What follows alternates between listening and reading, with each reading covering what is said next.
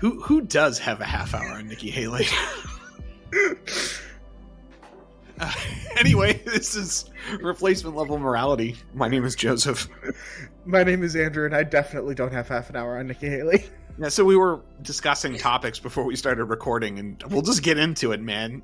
Your selection was you decided to listen to what Nikki Haley had to say, I guess out of curiosity. Morbid curiosity, perhaps? Yeah, as long, so there's a temptation, right, to be fatalistic about the primary and just kind of jump to the conclusion that it is a two-man race and it isn't a two-man race. There are two people that have a combined greater than 80% chance of winning, but it's not 100. More surefire candidates have lost primaries. Not two of them, though. not two of them. Not two of them ever. I'm trying to build up some engagement for this topic of Nikki Haley entering the race. That seemed newsy, so we thought we'd cover it. Well, to be specific, you decided you would cover it, and then our dynamic for our show would be you trying to interest me in what you heard and to see if that connection can be made. Can Nikki Haley even get that? There's a couple interesting things about Nikki Haley. I don't know if I'm up to getting you interested because I listen. Nikki Haley's been a figure my whole life, adult life, so I know her backstory. I know who she is. I know about the extraordinarily credible allegations of her cheating on her husband with her own staffers back when she was running for governor. Extraordinarily credible? Oh, yeah. I've heard that as rumors that flew around, but... So the guy who did it definitely worked for her, is definitely someone who's connected to her, and did a whole interview after she tried to deny it ever happened. It was like, okay, you know what? I'm going to share every intimate detail with the casual, acknowledgement of all of it, because, I wanted to keep it relatively low key. And then you decided to turn it into a story where you are somehow the victim. That is not the case. And he's like, yeah, she seduced me. She wanted some fucking strange in her relationship. So her attractive younger staffer was her cougar, acclaim essentially. And I was down for it because I was young and decided I wanted to do that. And this is where we effed. This is who knew. I met her kids. I can tell you the things about her body that are underneath her clothes. Free to verify. He went the whole 9 yards laying out. I definitely fucked Nikki Haley. What did Haley's husband say? No one said anything about it after all of that came out. Huh. So that's just a thing that's out there. It's just it's out there. You could just find it. It's still there. It's not hidden. It was well reported. It is I was thinking about this as a topic that no one makes level 0 cases, and it frustrates me to no end. Probably do that at some point because I enjoy making level 0 cases. I think smart people try to level themselves and be too clever for their own good. Why has no one made that case? Why? I don't even. Is there a case to make? Let me work this out for myself because I like doing that. So Trump doesn't have an incentive to bring it up because she was his staffer and Trump doesn't see her as a threat. Ron's not actually in the race yet. Why isn't random Twitter journo? Why isn't random Twitter MAGA? Because Trump can't. I guess no one who defends Trump can pretend to care about infidelity. Well, that's awkward. I think that, Trump's not going to, first of all, does infidelity matter that much? Second, if you're the left wing journalists trying to do this, who are you telling the story to? Who's listening to you? Only your own tribe. And they are not going to be particularly caring of the fact that Nikki Haley was adulterous either. Yeah. There's a very small subset of people who probably care, and they also don't care that much. And that's probably why it doesn't get reported very much. Also, there's no victim angle. Like, this guy's not saying like I was a victim. He instead talked about how she kept trying to hook up with him even after the fact, and eventually he was dating another girl, and that she saw his phone blowing up with her text messages, and told him like, you need to put an end to this. Like, I know you're not sleeping with her anymore, but you need to fucking tell her to stop texting you, because she still wants your D. Like, like, all of these details are out there. There's so much to know about Nikki Haley. It feels too salacious to be ignored, and yet I totally see this. Like, you go through, is there anyone that cares? And I care because it's funny. But it is part of how much of a politician's personal life really matters to you. It doesn't matter to me if Nikki Haley was faithful to her marriage. It doesn't. It really doesn't in the end. I mean, I prefer people who have the dignity to maintain the sanctity of their marriage, but ultimately it is not. You'd have to go way, way, way down the decision tree before that's a tiebreaker on if I want you to be a political leader or not. well, that's why I asked about what did her husband say? Because like there are situations where if there's like some people have open marriages, I care more about this person violated trust because they'll violate trust again in public office. But if there wasn't that expectation, then I guess it doesn't matter. They never said anything. They still maintain it never happened, which is, I guess, all they feel like they can do. And, the people that want to ignore it, and that's the end of it. I see what you're saying. I honestly think that personal relationships can be so fraught with so many different kinds of tensions and years upon years of emotional baggage that I wouldn't at all assume that someone who is unfaithful in their marriage is any more likely to violate the public's trust, because it's an entirely different impulse. It's an entirely different part of your brain that's working there, and I don't know how good or bad or indifferent her relationship with her husband's been. I don't know why she decided to stray outside of it in the fashion that she did. And I prefer not to know, because that shit's messy and awful and difficult to deal with, even with your most close, most intimate people in your life, let alone with literally every stranger in the entire world who happened to read the story and knows these things about you. I couldn't imagine living like that. I would not want that kind of lens being focused on whatever flaws or mistakes I've made in my life. That's not one of them, this specific one, but there are other things I've done incorrectly over the course of my life that I am fortunate that, frankly, very few, if no people, really know about, and has allowed me to grow a bit in my remembrance of it so that I don't do those things again. And yeah, Nikki Haley doesn't get that, and I have sympathy for her and that she has to survive that. But it's shocking to me that most people don't know these things about someone who is running for president of the United States in an era when you just Google it. So I actually think about this. I was thinking about this recently in terms of Kyle Rittenhouse and how there's a big gender gap in how he's perceived, because a lot of men can look back and say, yeah, the dumb thing that I did when I was 17, there but for the grace of God go I, that it didn't get, like, famously very underdeveloped prefrontal cortex, very underdeveloped ability to say this will be the result of this action that I am taking right now. It's just there's some die roll element of, did this result in tragedy or not? I feel a little bit bad for Kyle Rittenhouse. He's going to be Kyle Rittenhouse forever, and I don't think that's necessarily something he wants. Yeah. I definitely don't think that's something he wants. You know what I mean? Yeah. Like, he never got to live any kind of normal adulthood. He dropped in from teenager playing Call of Duty deciding to do an edgy LARP one night, getting caught up in way more realness than he anticipated, electing to defend himself effectively and legally, which is very important.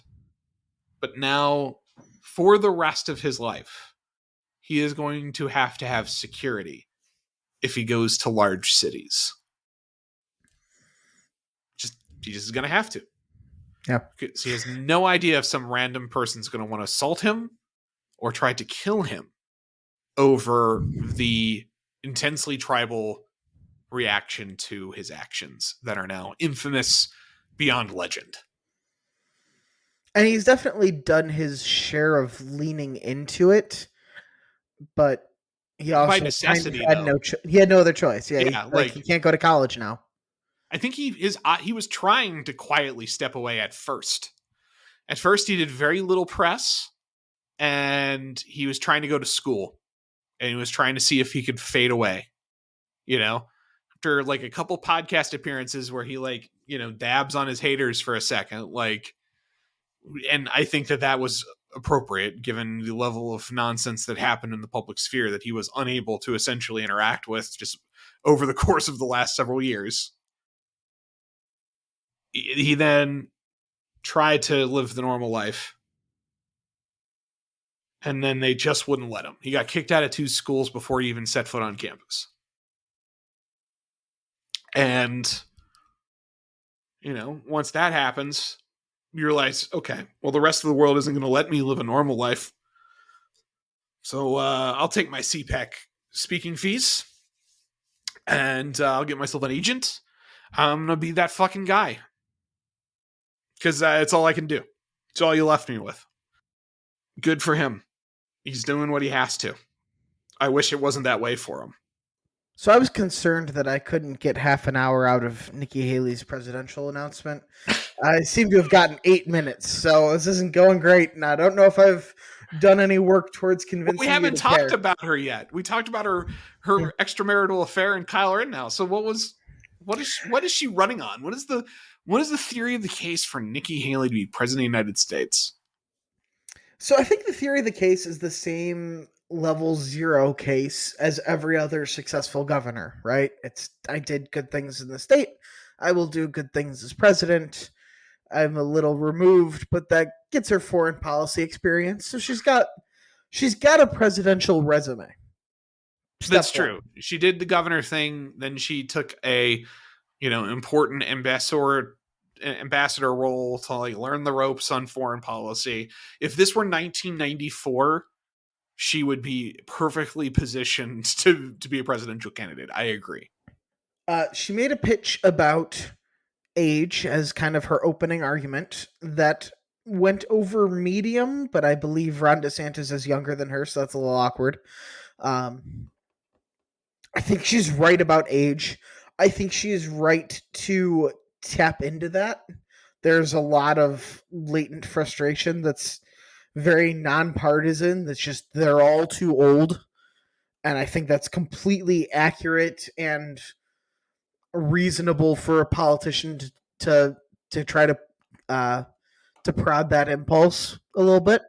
That impulse in particular, I've really uncovered something dark, I think, about this as we continue to barrel down this unlighted path of Joe Biden being our president and being more and more obviously unable to function. It's the reason why Democrats don't care about that is because they figured out that what happens when you have these aged leaders is that their generational peers in the millennial set actually run the office. They end up executing on power from that office through this person that's no longer able to affect power. So they like the fact that Joe Biden is president because Joe Biden doesn't have the energy to stop them. Their actual ideas wouldn't make it, right? So they couldn't get elected into office on their own, but what they can do is Trojan horse behind an 80-year-old man who can't stop them from being radical 80% of the time. And it's that way it's what happened with Dianne Feinstein. Her office people just started running the office. and no one cared if she couldn't form a sentence anymore. She literally didn't know she had resigned when her resignation when she was not going to she was retiring, that she wasn't going to run for re-election. She's not resigned. She should resign. I was wish casting there for a second. She didn't even know that statement had gone out when she was talking to the press. Like, okay. And that might have just been like a miscommunication of, I thought that was supposed to go out this later instead of earlier. But if it wasn't, if it was just that, it would be one thing. But there was evidence and reporting going back years now. Yeah. That she After her just husband wasn't. died, she just checked out.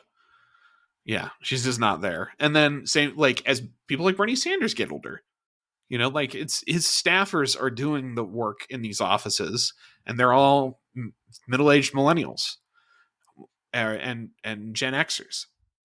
And so they know that, so they are comfortable voting for these boomer figures. So the boomers will vote for the familiar figure rather than someone who has to fucking explain themselves.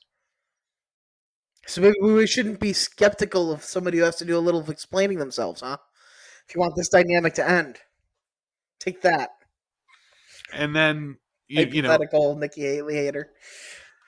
so the GOP is much more concerned with age because we still are possessed of the fiction that the leader leads. Whereas the Democrats figured out it's like, no, the system leads. And in fact, the more ineffectual and unable your figurehead is, the better it is for the farther left parts of the ideology, which is why suddenly you're having this convulsion on the left over crime. Have you seen this the last couple days? Hold on. Before we get to there, Yeah. I want to talk about how we try to be historically literate on this podcast. That is ultimately like Wilsonian progressivism, that like the technocrats will just be in charge instead of elected leaders. Yeah. That's a very old and bad idea. I want to talk about why it's bad a little bit, because it's frankly undemocratic. The whole administrative state, the problem is nobody voted for them. Nobody voted for these millennials that are actually running things. A democracy works to sand off the worst impulses of government. Right? We still had Japanese internment, but we didn't do any of the things that some of the Axis did in terms of keeping their minority populations in control. We didn't wipe out the Armenians because we needed to maintain internal cohesion during a war. We had our little dibble dabbles with genocide in prior centuries. We worked out our incivility a little earlier than the rest of the world. We realized we had done goofed on a couple things, and it was bad that perhaps we were unkind to the native population that was residing along with us in this country, and that perhaps we could have done things differently than we had, and maybe maintaining an enslaved population for as long as we did, you know, a solid 60 years after everyone else had sort of figured out that was a bad mojo. You know, we had a moral debt to pay, that like we had to have it straightened out a little bit earlier than everyone else. We had to overcorrect a little bit. Yeah. So I think there's a very reasonable case that the modal case of a democracy is worse than the modal expert run paradise, but the worst instances of expert run tyranny would be far worse than the worst democratic tyranny. Yeah, like democracy can fall apart and therefore not terrorize you. You know, like it becomes ineffectual and breaks apart because it's still a constituent assembly.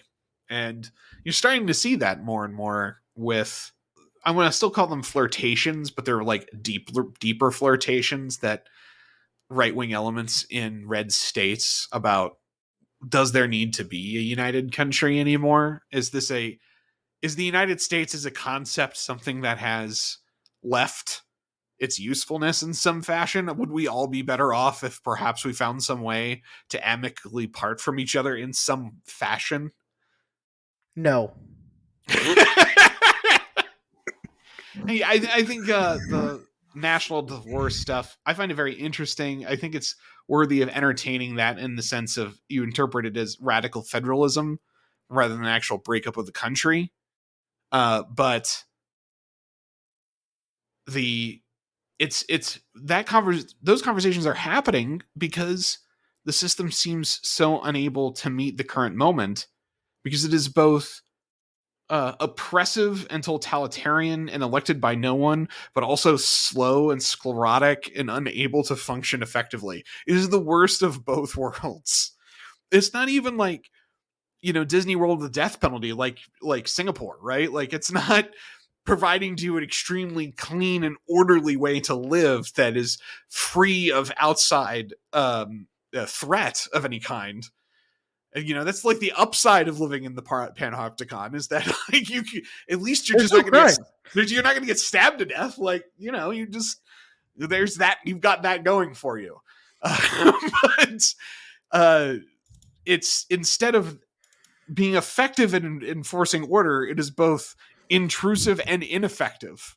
Now they're spying on you and you still get stabbed. It's like, well, then fuck you then. What are you doing? Like, then fuck off then. You're not very good at this. So there was this Trump plan that got floated around as the worst thing ever to be able to fire some of the civil servants. High-ranking civil servants specifically, yes. And I was like, yes, I'm all for this under, the unitary executive theory, but I don't know if Trump's the guy. He just he won't put in the work to actually fix it. He'll just fire a bunch of people because that's his brand and then let the chips fall where they may. And it take some actual work to actually fix the administrative agencies. That's the selling point right now for him is that he brought on these new guys, Kash Patel and someone else, that have been putting together like the plan to execute on firing a bunch of the civil service. So like, this is the rule. This is what this is what you can do already. Like the really bloodthirsty lawyer types who have the plan picked out of exactly how you'd move forward and what you would need, who you would need what to do where. And the plan's already in place. It's just like plug and play. As soon as he becomes president, these guys get into the spots they need to, and they just cascade this plan into place using the existing machinery. I will bet any amount of dollars that is reasonable that would not go well. No, I mean, it would be a dumpster fire somehow. Like, that's there. I'm offering the case that would be made of like Trump would. You're right. He's not good at managing anything. So how could you trust him to actually pull this off?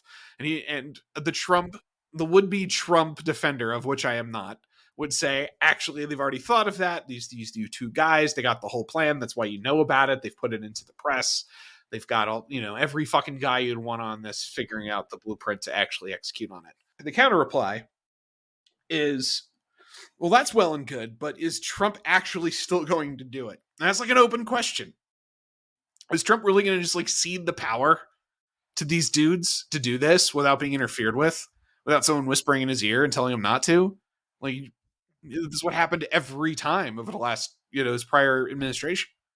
So you'd have some based instinct, and then suddenly someone would tell him not to do it. Yeah, and the impression that I got from listening to this Nikki Haley interview was like, the case that you're making as a successful governor makes a lot of sense. It's just everything about you, except for the foreign policy experience, Ron DeSantis has better, and that's why she's left in these awkward positions of the "don't say gay" bill didn't go far enough, which I don't buy her ability to outflank Ron DeSantis on the right. It's like, well, if you're her, why bother? You're the one that like forced the Confederate flag off of state grounds in South Carolina. Like, you picked your side in that battle a long time ago, and Nikki Haley of a prior epoch decided it was better to play to the center of the Republican Party on these types of culture war battles than to play to the right. And in making that choice, personally rational at the time, but like people remember, and they don't think that you have the stomach to fight against a trans, an ideological trans, sociopolitical movement that's going to require a lot of willing to be the fucking bad guy to beat. You're going to deal with a lot worse than what you were told about allowing the Confederate flag to fly in South Carolina to beat back the trans blob.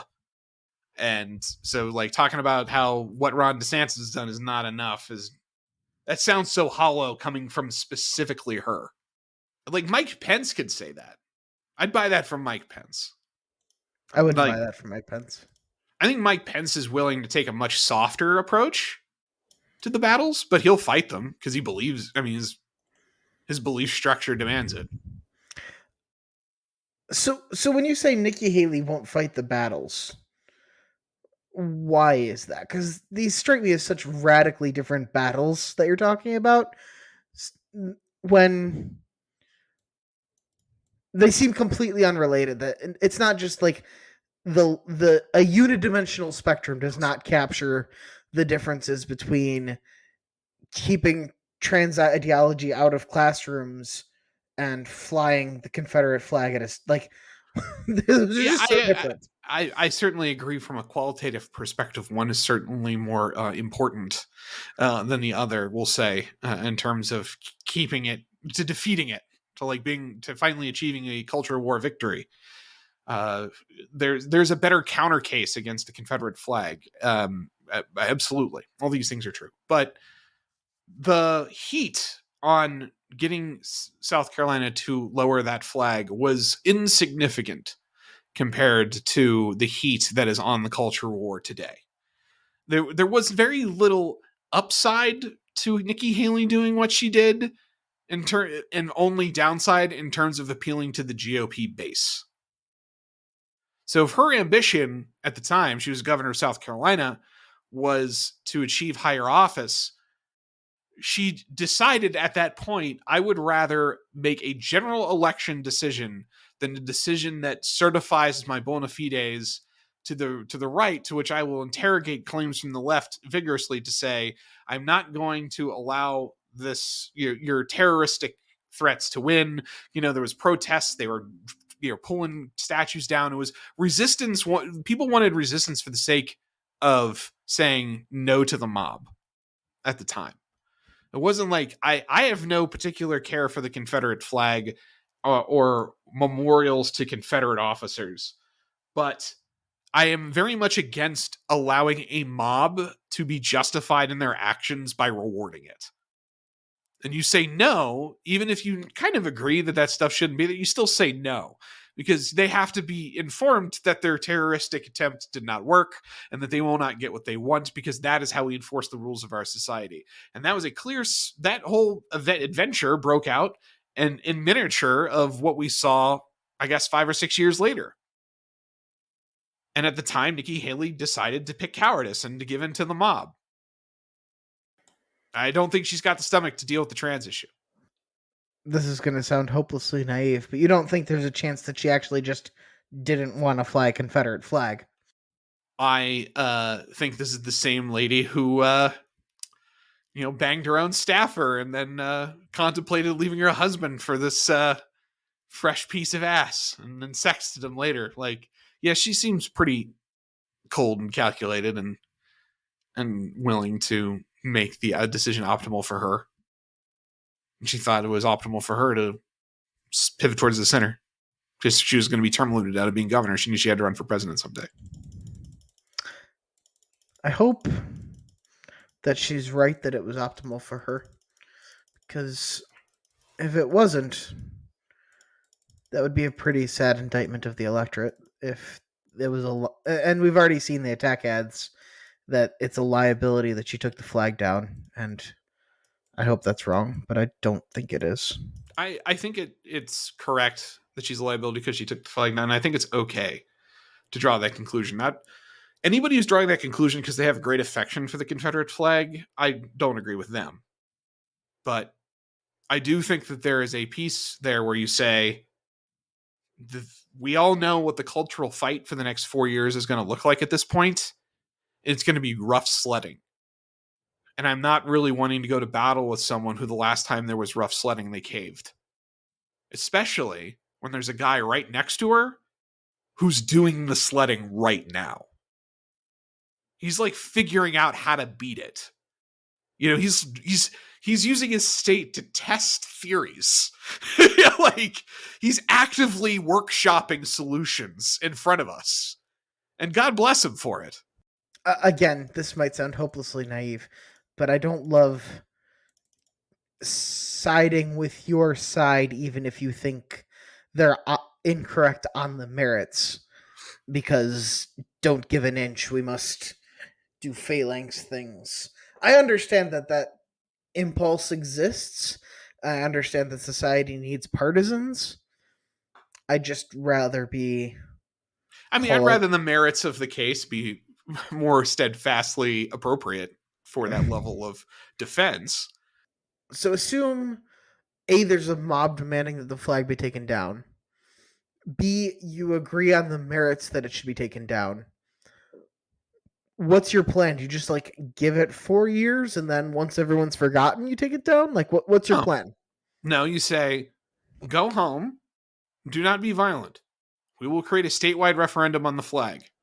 And the majority will rule. This is a democracy. This is how it's supposed to work. And if you can make a compelling case to your fellow citizen that we shouldn't be displaying the Confederate flag, then that will be what the rule is. And if you are insufficiently persuasive, then the rule will remain. That's all. That's all that was required. But she unilaterally chose to take action. She chose to give in. This is a representative republic. We don't do referenda for everything. No, we but elect people to make decisions for us. But we also do referenda. I mean, all the time. You're constantly asked, particularly at a local level. You're constantly asked, particularly at a local level, if you wish to tax yourself or not, and in exactly what ways for specific goals. That happens on every ballot. There are often referenda questions, specifically as it relates to the mechanics of government, that you have to weigh in on. That happens on a state level as well. We've had votes for if marijuana would be legalized in the state. We've had if casinos will be permitted in this state. We've had statewide referenda. But you are given these options all the time in this representative republic. So yes, putting on the state ballot, do we do this or not, is entirely appropriate and within our tradition. It always has been. But so is... I have been elected as the chief executive and I can execute. Yeah, true. I'm not saying that Nikki Haley didn't have the power to do what she did. She clearly did. She did it. I'm saying she was wrong to do it because she took the easy way. It's not how you would handle it.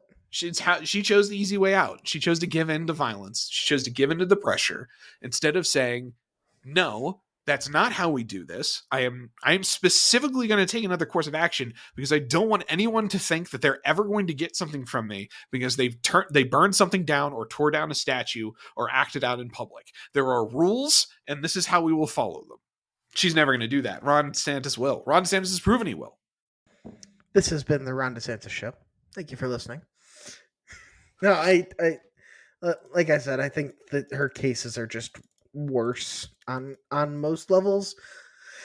The one thing, like, I know nobody votes on foreign policy, but there's a war happening, so Ron DeSantis needs to shore up that aspect of the ticket, but he's got a million lines to do that. Oh yeah, people trying to people trying to cast the stars right now. You're so early. Like, right. DeSantis is clearly waiting until he's done with the Florida legislative session, and he's trying things out. He's trying messages out through that process. We're seeing it every day, different bills that are kind of hitting the state house, and he's kind of seeing what's too far, what's in the lines, what do people like, what seems like it might work. Which is really smart of him, because he's got to come up with a message that gets him through Trump into the presidency, right? He wants it to be a straight line. He doesn't want to have to pivot. He doesn't want to have to change because he realizes authenticity is why he's popular. So the only way you stay authentic is if you maintain a very consistent message through the entire campaign. There's no doing one thing in the primary and doing another thing in the general anymore. That shit died 25 years ago. The internet showed up. Can't do it, right? You don't hear about politicians like little bits on the news and like literally when you go to see them or you read. You can't hide it anymore. So if you're him, you use this legislative session, you project that course, you figure out what works, you bide your time, you bank every dollar you can from all of these right donors who've been waiting for someone like you to come along that can actually beat Trump. So you're just shoveling handfuls of cash into your war chest because you need every single fucking dime and you fucking know it. So you don't want to announce until you're absolutely ready. You get through the session, probably sometime in April, in the spring. It ends. You've signed everything you're going to sign, and you book your announcement, and then it's on. And he's going to stay his fire on everything until he's ready, because he knows the moment he finally steps forward and says, I'm challenging you, it's going to be the most ridiculous shit show of his life for like a year. Like a solid year. It's going to be, right now it's just annoying. It's going to be a year solid of this man vomiting into your mouth every single hour of every single day. This will be the greatest wound he has ever suffered in the whole of his life, that you are even trying to defeat him. And he is so driven to just denigrate you because losing would be 20 times worse. And Ron DeSantis knows this. He knows the fate that awaits him. But as the servant leader that he is, he knows he must endure it. For it is the only way that Trump will ever be eliminated from this earth. He must be struck down by a knight sheathed in silver armor, wielding a holy sword that finally smites him. And he must endure the dragon's flame while he does so. This is his fate. This is what he has been chosen to do. So he will, in good time, take up his sword and go to fight him. But in the meantime, he's going to chill with his wife and kids. He's going to get all the money he can in his bag, and he's going to take a really big, deep breath sometime around May 12th, right before he goes onto a stage. The deep breath before the plunge.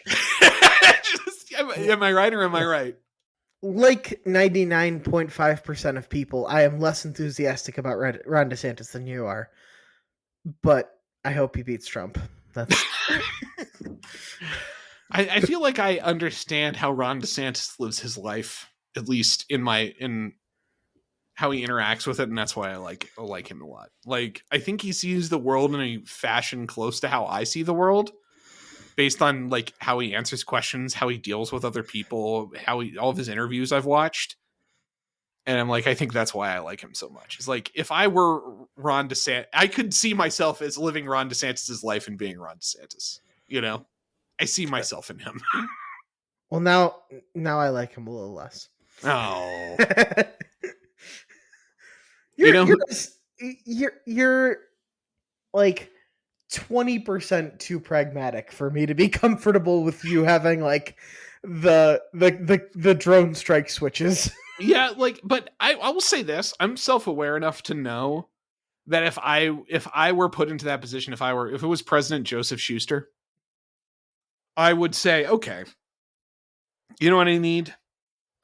I need the world's most annoying lawyer to be the one that has to challenge me every time I want to invoke this power, right? Like, I need to find some unimpeachable, unbiased person to tell me all the ways that this is an incorrect thing, to challenge me in some fashion, to check me so that I can think about that and not give in to what I want rather than have to honor the institution I'm a part of. I am here for the Joseph Schuster David French unity ticket. Yeah, like it would be David French too, right? Like it would be, okay, David, tell me why I shouldn't do this, right? Like, you have the floor. Like, we'll entertain you telling me why I shouldn't do this for as long as you want to tell me I shouldn't do this. I may still choose to do it, but I am going to let you have the floor first. You know, and you'll never be fired. No one, like, you'll always be in the room. You will know everything, right? Like, I will hide nothing from you. You will know the darkest and deepest secrets of this administration. All right. So that's Nikki Haley. She spoke well, which is a thing that used to matter. 42 minutes later, we have talked about Nikki Haley for about 12 of them. Yes. It might have been 14. In other disturbing Twitter news, um, have you heard about the Atlanta police training center protests? Yes. The protest is a weak word, but yes. So this place is called Cop City. It's like the hashtag, and it's supposed to be a negative, connotation. And it's a regional training center for Georgia police. So Atlanta PD is building it, but they're essentially building it so that police from like all of the other like counties and local jurisdictions can also train their police officers there, which is much more efficient than trying to like train them in small units in those jurisdictions because they might not have the facilities, and also takes it out of private hands. So you have like a uniform training profile for Georgia police officers so you can maintain better standards. It's actually like a really good thing to do this, because that way you don't have like cops who are getting their peace officer certification from a local adult education annex or something like that, and then getting to be police officers in Mount Healthy or something. That's a community around here in Cincinnati. It's very small. It has their own police force. And so they're doing that in Georgia. We have that in here. They're building that in here in Cincinnati too. Same reason. But for whatever reason, this one in Atlanta has captured the attention of the leftist elite, we'll call it.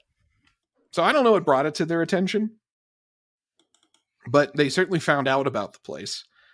And the professionalist militant left have descended upon this rural part of Georgia outside of Atlanta to try and disrupt the construction of this police training facility pretty consistently over the last 3 months.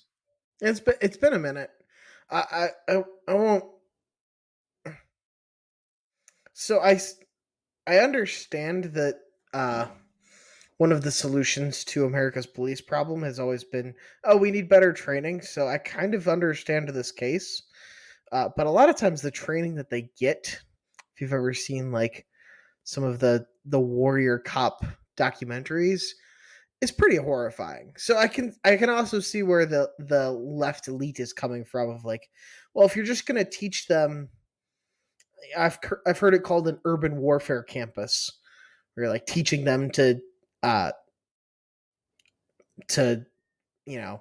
everyone is a threat to you. That's certainly something that American cops get hammered into their head at some of these trainings.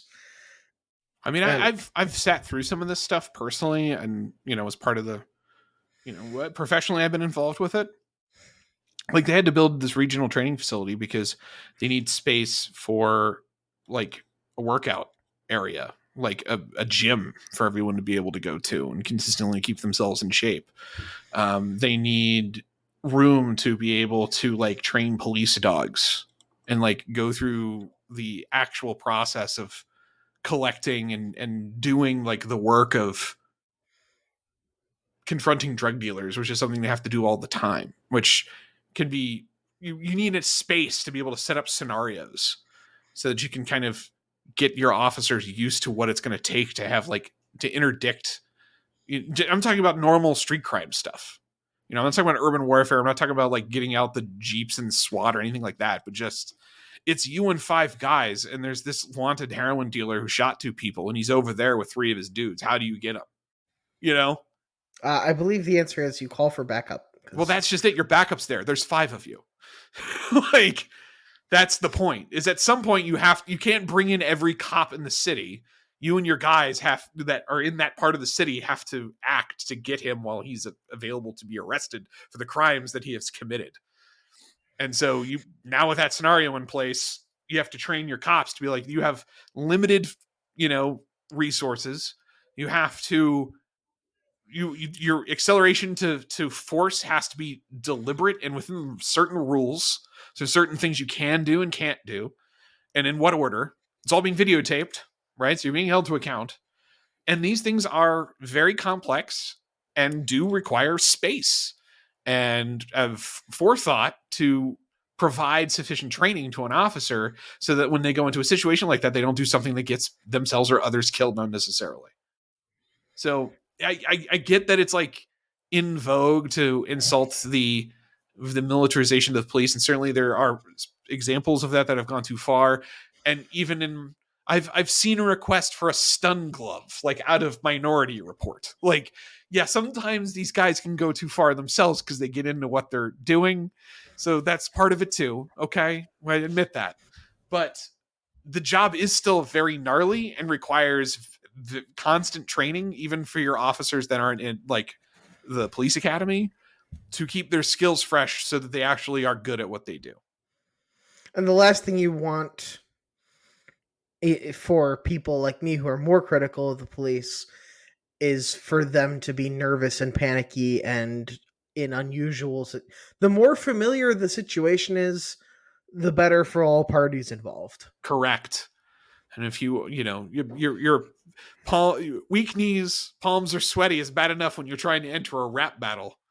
Imagine when you're wielding the state of the force of the state, and there are civilians around, and your decisions could get people killed, including yourself. Like, it's good. It's good to have trained police officers, and it's good to have trained police officers at every level. Like, part It's of good the to have regional standards. It's yes, one of the things that we that libertarians have correctly been long time critical of is there are cops that everyone knows are terrible and they just get hired at random small town sheriff's departments, and he's like been fired from 4 police departments already.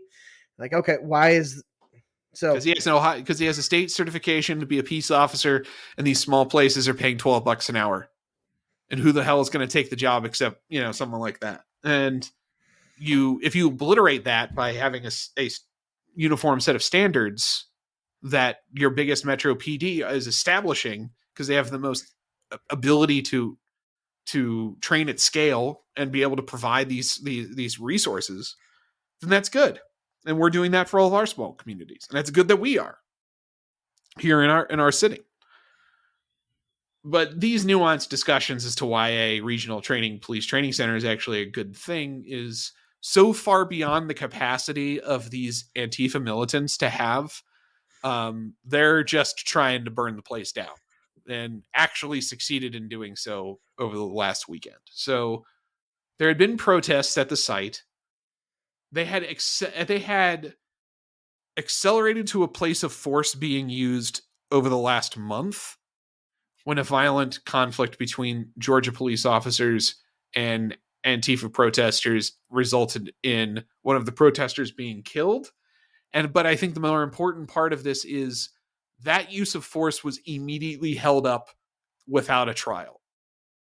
The cop who killed that guy is in the clear. He's back at work. So the understanding is that this guy had a weapon, did something aggressive towards a police officer, and in Georgia, you fuck around, you find out, and that's what happened. I think the assumption was that was going to calm things down. Was like, now that this is in Portland, this is in Oregon, this is some place where you can try and like beat police officers up and not expect to receive a lethal force in return. This is Georgia. We will shoot you if you try to hit us with a baton. But then this is also true for non-cops. Like, if you try to attack people with batons in Georgia, good luck. Yeah, in a lot of states, actually. Like, you attack someone with a baton, normal people can just be in the legal right to kill you. Don't attack people with batons. Can we make that an official statement for police level morality? Don't attack people with batons. It's Hold on, bad. I'm tweeting it out right now. That's Don't good. attack people with batons. TM. So apparently there was a music festival at a venue relatively close to the site where this regional training facility is going to be built. At some point, a fair number of the music festival goers, who are all masked, looked very, very organized, broke off from that music festival, hard to say exactly how many, probably more than 50, less than 100, infiltrated the site, drove off the police officers that were there, and there was only a handful. So they chose retreat because they could have easily been overwhelmed and killed had they tried to resist them, and broke across the street with a backup and just kind of set up a firing position for themselves. And then with the protesters in the site, they just burnt everything down. They had Molotov cocktails, they burnt everything at the site and left. And for listeners who aren't aware, how much premeditation does the presence of a Molotov cocktail imply? Is that like that's enough? It's enough. So like that was the plan for the night, and I've been working on this for the past 2 weeks, or is that I got really amped up by the music at this festival? They were talking about let's go burn it down, and I got a crowd going, and I just happened to have some alcohol on me, and I know how to. Well, and Molotov cocktail requires petrol, so it's a little bit more planning than that. Okay, that's what I'm asking. Yeah, people don't know that. I'm one of them. I've never. Yeah. I'm on enough watch lists without finding out how to make a Molotov cocktail. Well, the key element is the Molotov cocktail came into being as a consequence of the Winter War and the sort of slower burning petrol oil that was used for heating, particularly in the north, and then just putting that into an empty bottle with a soaked lit rag because it burned slow enough that you could light the rag and it wasn't going to immediately explode. And you could throw it, and then the impact of it against everything just spreads the gas in proximity to the fire enough that it coats things. It's a very crude way of progressing it, and incredibly dangerous. Is it holding a fiery thing? Yeah, you're literally holding a gas-soaked rag in a bottle of gas, and it's the only reason it worked at the time, as often and as well as it did, is that gas back then didn't burn fast because it was being used to heat homes, like oil heat, So, so some brain trusts out there will try to make Molotov cocktails with gasoline and will just fucking flare immediately, and they'll freak out and drop it on themselves. It's yeah, of course. You not know when this is? That's what it's supposed to be? You did it wrong. We believe in news you can use here at Replacement Level Morality. Don't make Molotov cocktails out of gasoline. I'm definitely not going to describe the process. I'm definitely not going to give directions. But from a historical perspective, it is one of those things that's interesting how it came to be. It's just the way people will wage war in desperate circumstances. I find it interesting. The same way I find the way that there were basically house-made submachine guns that amongst the Polish resistance during the Second World War, trying to ambush SS guys and all that. All of that's interesting to me. We're historically literate here on this podcast. We're literate in how to make Molotov cocktails. Anyway, so they burned down this whole place. Yeah. And so they arrested 25, 26 of them, charged them with domestic terrorism, but on a state level, so I don't know how serious a crime that is. Federal domestic terrorism is life type of beefs. So it's at a state level, hard to know what kind of felony level that they're looking at with that. But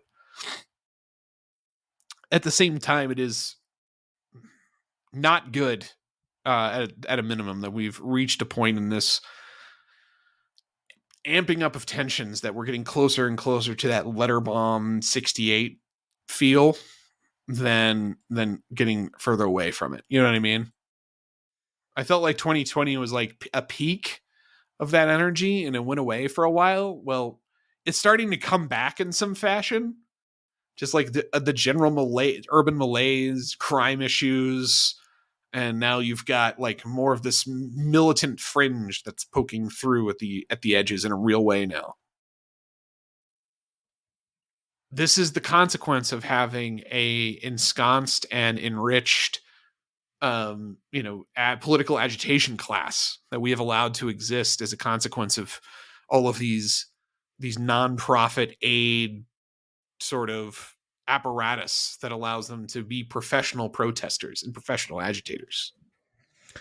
This is not on the front page of CNN at the moment. 20-some people charged with domestic terrorism. Feels newsy. After burning down the construction site for a police training facility. One of them was a lawyer at the Southern Poverty Law Center. Staff attorney. Arrested for domestic terrorism. Anyone taking bets on if he loses his job? Oh. Oh. That's spicy. Isn't it? I don't know which side I'd take. SPLC? I don't think they fire him. It's a domestic terrorism charge. Man, well, here's the thing. He's gonna lose his law license. Probably can't do much work as a lawyer then. He's gonna lose his ability to practice law. So what do you like? That might be your out to say, well, you can't be a staff attorney if you don't have a law license anymore. It's like you know, this isn't the first time lawyers in Atlanta have gotten jammed up being, diddling around with fucking Molotov cocktails. Remember those 2 Atlanta lawyers who had like trying to make them in their car during the protests during George Floyd? They got fucking busted by the police. Had to plead on like federal charges. Like they oh yeah, it was a real fucking mess for them because they were caught with the actual trying to make Molotov cocktails. They were caught in the act. They were lawyers. Yeah. They had to duck and jive to avoid serious jail time. So these guys, they did it, they burned the place down, right? There's no saving them. Anyone who gets pinched in this is gonna eat the whole meal, I think they fire him. Okay. I think this is too far. I think that they're gonna, as the dust, I mean, it just happened on Sunday, so the dust hasn't even really settled yet. Like, they arrested 25 people. I'm sure every police officer in that area is trying to find. They're going through every frame of video they have to find every motherfucker they can and get them in. Yeah. And they're short on time because a lot of these people just can spread out, and get the fuck out of Dodge. But this guy, he's gonna get fired because these guys they're not letting this go. There's not going to be no settling out of this. They're going to drag every single one of these people in the court. And on that hopeful note, how do I close? I thought you were going to you started it. I was going to let you. You always close. I was just trying to lead you in. Well, thank you for that lovely lead in, Andrew. This is Forbidden Replacement Level Morality. We hope you've had a good time for as long a time as we have. See you next week. Bye.